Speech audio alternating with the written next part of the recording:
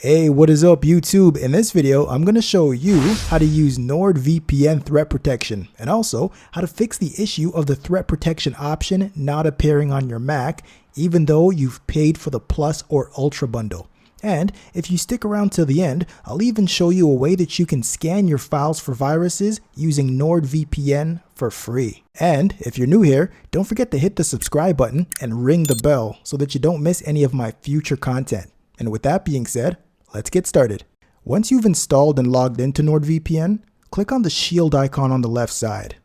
If you just want NordVPN to function similar to an antivirus and scan your system for malicious files, then simply turn on File Protection. You'll notice that cloud-based threat detection will remain off. When this option is enabled, it will upload any malicious files that have been detected through a scan up to the cloud. Some people may prefer to leave this option off, but if you do want to turn it on, then click Settings.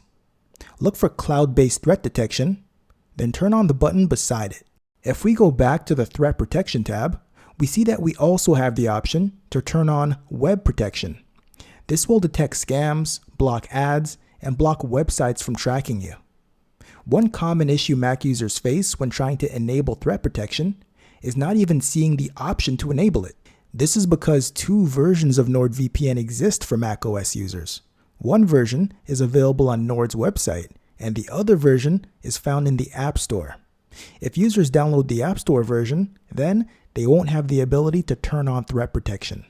The only way to resolve this issue is to uninstall the App Store version and then install the version of Nord found on their website.